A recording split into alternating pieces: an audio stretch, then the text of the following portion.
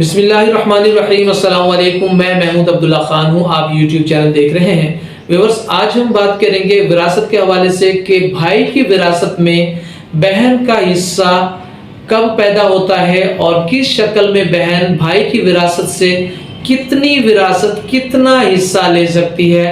इस पर मुख्तसरन इंशाअल्लाह हम जामे बात करेंगे। तो शुरू करते हैं।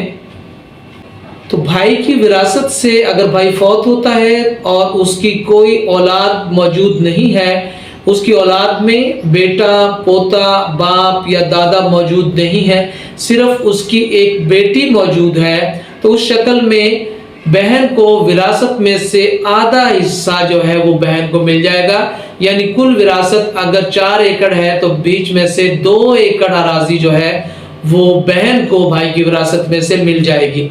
और अगर बहनें ज़्यादा हैं, एक से ज़्यादा बहनें हैं और बेटा, पोता, बाप या दादा मौजूद नहीं है, उस शक्ल में बहन को विरासत में से 2 हिस्से, 3 में से 2 हिस्से बहनों को विरासत में से मिल जाएंगे। मिसाल के तौर पर अगर 1 लाख रुपए जो है वो विरासत मौजूद है उसमें से, और मरने वाले की 2 बहनें मौजूद हैं तो उनमें से 66,000 कुछ रुपए जो हैं वो बहनों को हिस्से में मिल जाएंगे और बाकी दीगरान को मिलेगा।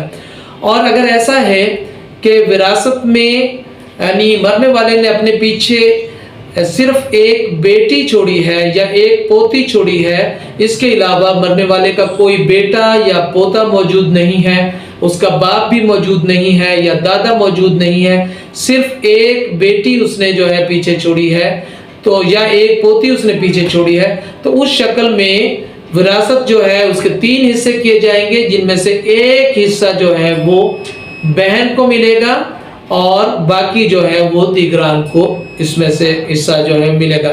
तो इस तरह बहन के जो विरासती हकूक़ है भाई की विरासत में से इस तरह वो उसको मिलेंगे। तो इस हवाले से अगर कोई क्वेश्चन आपके माइंड में है तो आप ज़रूर सवाल कीजिएगा। व्हाट्सएप मैसेज आप फरमा सकते हैं, मैं इंशाल्लाह आपको ज़रूर रिप्लाई करूंगा और बेहतरीन तरीके से आपको असिस्ट करने की कोशिश करूंगा। तो ये वीडियो अगर आपको पसंद आई है तो आपसे गुजारिश है कि इसको लाइक ज़रूर कीजिएगा और मेरे चैनल को भी सब्सक्राइब फरमा लें ताकि इस नौइयत की दीगर वीडियोज़ भी आप तक पहुँचती रहें। अपना ख्याल रखिएगा। अल्लाह हाफिज़।